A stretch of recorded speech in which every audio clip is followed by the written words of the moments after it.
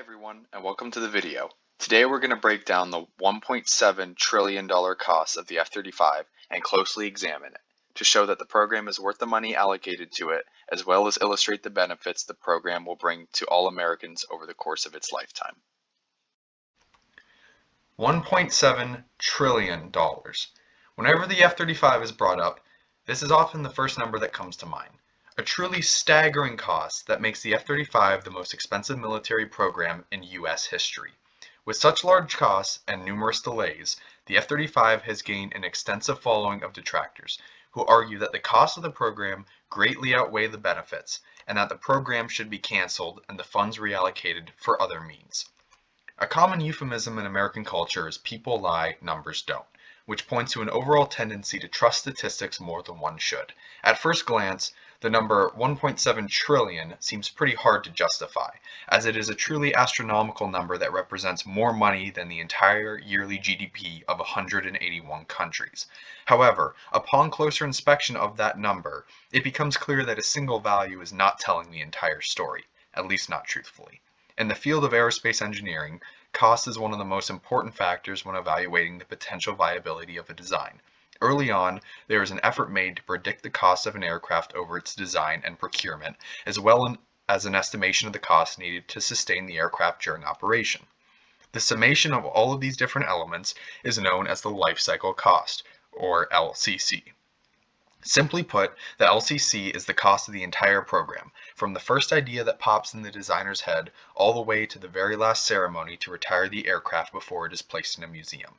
Everything and anything in between is included in that cost. With this in mind, we can now look at the value of $1.7 trillion as the LCC of the entire program and gain a better understanding of the per year costs incurred.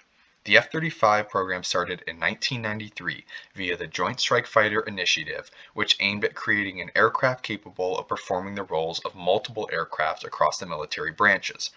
With an expected operational life until 2070, this puts the length of the entire program at a total of 77 years. While the LCC is not uniformly distributed over the course of this time, as a rough estimate, we can average this cost to determine that the yearly average cost of the F-35 program is a modest $22 billion. For visualization of this cost, consider the United States government's yearly expenditures in 2020, which totaled $4.829 trillion. Assuming that the F-35 program cost $22 billion during this year, that cost would represent only 0.46% of the yearly government expenditure. In comparison, Medicare made up 15% of the budget, Social Security made up 25.3% of the budget, and Medicaid made up 9%. Even more importantly to note, and something that never seems to be brought up during the mention of the $1.7 trillion price tag, is that this value was calculated using 2070 dollars. That is, inflation is accounted for in the cost of the system over its lifetime. While inflation varies year to year, on average it grows at 2%.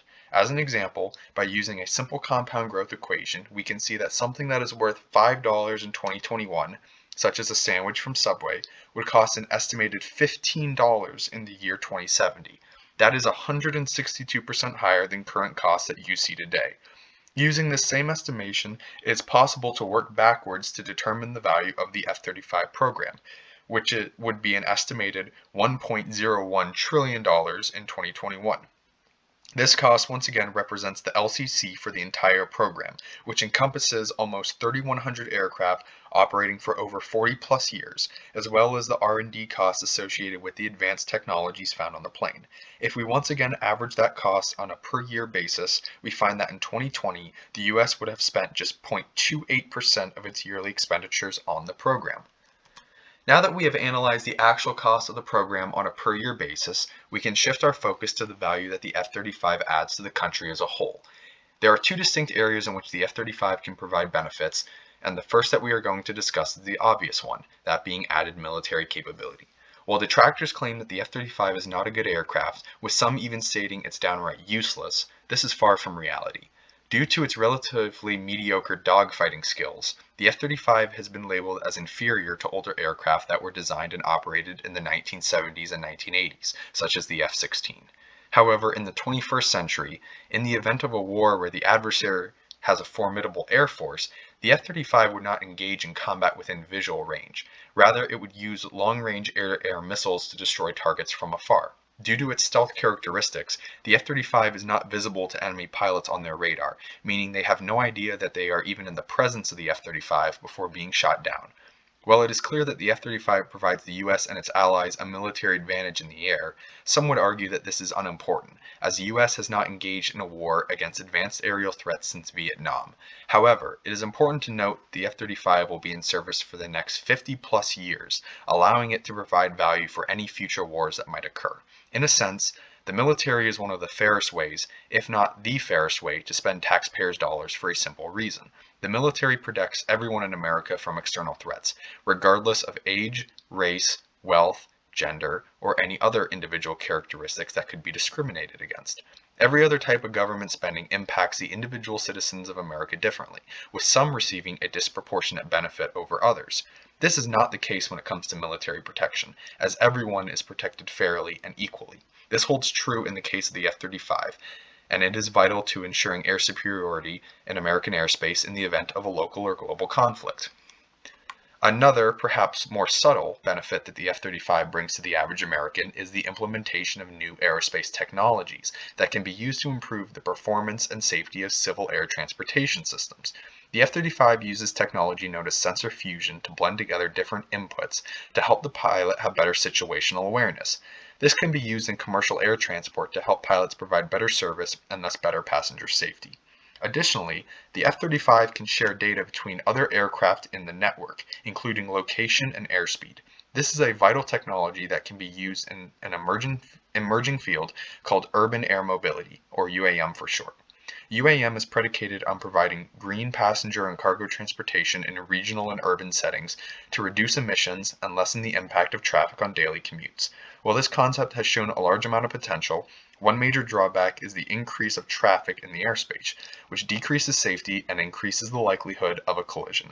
If these aircraft were able to use the technology associated with the F-35 to wirelessly communicate with one another without the pilot's input, it would allow for the fleet to manage itself in a safe and efficient way, helping to usher in a new era of transportation. There are multiple instances of aviation technology developing from the military before being used in a civil setting, but the most important and well-known one is the jet engine. Before the jet engine, aircraft used propellers to generate thrust, which led to inefficient and slow travel. After World War II, however, the US investigated the use of the revolutionary jet engine, which was created by both the Germans and the British during the war. After being refined and improved by the military, the jet engine eventually made its way onto commercial airliners, such as the 747, which allow for vastly improved speed, range, and efficiency for air transportation. Without the military, this technology may not have developed at all, or at the very least, it would have developed at a substantially slower rate than it did.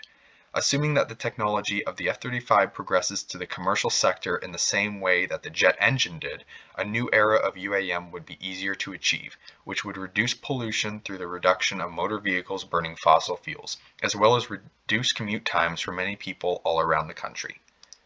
Now that we have discussed the benefits of the F-35, I would like to say that although the F-35 program is expensive, the value that it provides over an operational life of 40 plus years, in addition to the potential advances in aerospace technologies thanks to its extensive R&D, show that the program is worth the money and will be there for the remainder of its life.